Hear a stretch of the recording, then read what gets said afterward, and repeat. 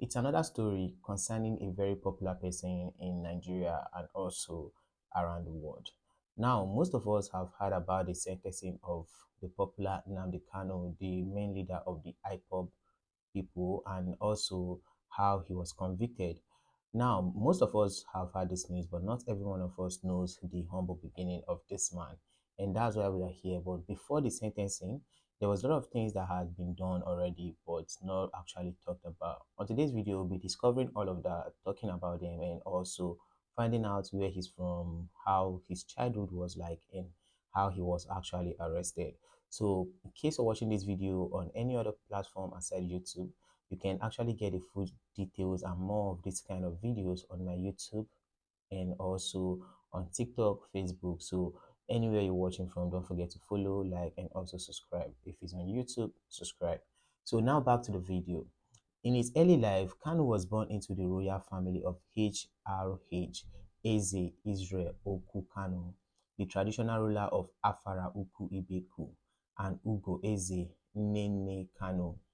Deeply rooted into the Igbo ethnic group, Kanu upbringing instilled in him a strong sense of identity and justice, which would later define his activism. His parents' teaching, combined with the traumatic legacy of the Nigerian Civil War in 1967 to 1970, which greatly influenced his dedication to the Biafran cause. That was his early beginning and his life background. So now let's talk about his education. Kanu attended Library Avenue Primary School and Government College, Umu Ahia. For his early education, he briefly studied at the University of Nigeria, Nsukka, but reportedly did not complete his degree. Later, he relocated to the United Kingdom where he pursued higher educational and which he reportedly studied political science. His academic background in governance and human rights significantly shaped his worldwide view and advocacy for self-determination. Before moving on to political and philosophy, this was his background. Kanu began his political journey with the movement for the actualization of the sovereign state of Biafra, a separatist group advocating for Biafra independence in 2012. He founded the Indigenous People of Biafra, known as IPOB, a movement seeking the peaceful realization of Biafra independence through referendum. Drawing from global examples of self-determination movements, Kanu ideology emphasizes the right of marginalized ethnic groups to govern themselves. A vocal critic of Nigerian leadership, Kanu frequently described the central government as oppressive toward the Igbo people and other minority groups. His rhetoric reflects a deep-seated frustration with Nigerian federal structure, which other minority groups and which he views as disproportional and also not favoring certain religion at the expense of others. Through his leadership in IPOB, Kanu has called for cultural, economic, and political emancipation of the Igbo people. Early collaboration and some of the divergence. Initially, Kanu and Uwazurike collaborated in the Biafran independence movement. Uwazurike established Radio Biafra in the United Kingdom in 2009, appointing Kanu as the director. However, their alliance began to fracture due to strategic disagreements. Kanu's approach was perceived as more radical compared to Uwazurike's method, leading to tensions between the two leaders. This discord culminated in Kanu dismissal from MASOB with accusation that he supported violence, a claim that Kanu and his supporters have disputed. So some of the mutual criticism and accusations are the rift between Kanu and Uwazurike deepened over time, with both leaders publicly criticizing each other's method and intention. Uwazurike accused Kanu of being used to destabilize the Igbo community, stating he is being used to destabilize Ndiwo towards gaining the independence of Biafra. Conversely, Kanu and his supporters have questioned Uwazurike's commitment to the Biafran cause, alleging compromises and misappropriation of the movement's objective. These mutual accusations have contributed to a fragmented pro-Biafra movement, with multiple fractions pursuing varying and strategies for achieving their goals. Now, for the call for unity and Kanu relate, despite their differences, Kanu have been instance and where both leaders have aligned on certain issues in November 2024 during the 13th memorial anniversary of Odumegu Ojukwu in Owerri. Both Uwazurike and Bianca Ojukwu, widow of the late Biafran leader, called for the release of Nnamdi Kanu from detention. They argued that his release would facilitate restoration of peace in the southeast region of Nigeria. This joint appeal highlighted moments of convergence in their shared pursuit of Biafran self-determination despite underlying disagreements. Now, in 2009, Kano became the director of Radio Biafra, a London-based radio station used to disseminate IPOB messages. The station gained a significant following in southeastern Nigeria, broadcasting content critical to Nigerian politicians and policies.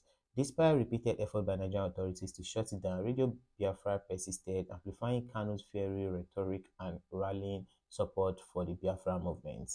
Now, for his arrest and legal challenges, Kanu activism has brought him into frequent conflict with Nigerian authorities. In October 2015, he was arrested by the Department of State Services, known as DSS, on charges of treason, sedition, and membership in an unlawful organization. His arrest ignited widespread protests in southeastern Nigeria and among Biafran supporters worldwide. After months of detention, he was granted bail in April 2017 under strict conditions, including a prohibition on public gatherings. In September 2017, during a military operation at his family home in Umuahia, Kanu went missing, reportedly fleeing to Israel and later reappearing in the United Kingdom. His disappearance fueled speculation about his safety and the Nigerian government handling of separatist issues. In June 2021, Kanu was controversially rearrested in Kenya and extradited to Nigeria under unclear circumstances. His rearrest sparkled and sparked international debate about Nigerian legal processes and human rights practices, with organizations such as Amnesty International raising concerns over his treatment. Now, these are for the controversies and criticism. Kanu rhetoric and method have often been polarizing. Critics accuse him of using inflammatory language that incites ethnic tension and violence. Some of his speeches calling for civil disobedience and self-defense against perceived oppression have drawn sharp criticism, even from within the Igbo community. Prominent Igbo leaders and organizations, including Ohaneze Igbo, have expressed concerns about his approach, arguing that it risks exacerbating an ethnic divisions in Nigeria. Now, this was his conflict with Simon Ekpa. Simon Ekpa, a Finnish Nigerian paralegal consultant and activist, was appointed by Kanu in June 2021 to lead Radio Biafra broadcast after Kanu arrest. However, by July 2021, IPOB announced Ekpa's disengagement, citing his failure to follow established guidelines. Ekpa's subsequent action, including the declaration of sit-at-home orders and the formation of the Biafra Republic government in exile, led to further tensions in November 2024. Reports highlighted Ekpa's controversial activities and Kano's response, underscoring the fragmentation within the movement. Now, some of the allegations and mistreatment by Nigerian authorities. In November 2021, Kanu legal representative alleged that they were subjected to humiliating treatment by the Department of State Services, known as DSS, during visit to their client. They claimed they were practically stripped naked by DSS officials, highlighting concerns about the treatment of individuals associated with Kanu and broader human rights implications. So, the legal challenges and extradition. Kanu arrested in 2015 on charges of sedition, ethnic incitement, and treasonable felony marked the beginning of his prolonged legal battles. After fleeing Nigeria in 2017 while on bail, he was rearrested in Kenya in June 2021 and extradited to Nigeria. His trial has faced numerous delays, with the most recent proceeding commencing under a fourth judge in March 2025. Now, let's talk about his family and personal life. Nnamdi Kanu is married to Uchechi Oku Kanu, and the couple has a son, Nnamdi Kanu. His family primarily reside in the United Kingdom, where he has spent much of his life. Kanu parents HRH Eze Israel and Ogweze Nene Kanu were steadfast supporters of his cause until their death in 2020. Their passing marked a poignant moment for Kanu as it coincided with his ongoing legal and political struggles. Now, some legacy and impact which Nnamdi Kanu actually made were: Nnamdi Kanu remains one of the Nigerian most polarizing figures. To his supporters, he embodies the struggle for justice and self-determination for Igbo people. To his critics, he is a divisive figure whose rhetoric threatens Nigeria unity. Regardless of perspective, Kanu's influence on Nigeria's political landscape is undeniable.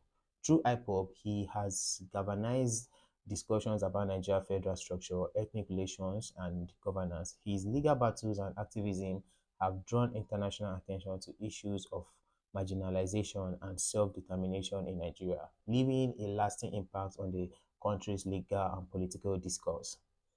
While the future of the Biafra movement remains uncertain, Kano's role in shaping its narrative will be remembered as a defining chapter in Nigerian history. Finally, Kanu was later sentenced to life imprisonment instead of death by hanging. So this is how the story of Nnamdi Kanu is actually going. Though he has been sentenced, but we don't know what's next for him and the Nigerian political parties. See you on the next video. Peace.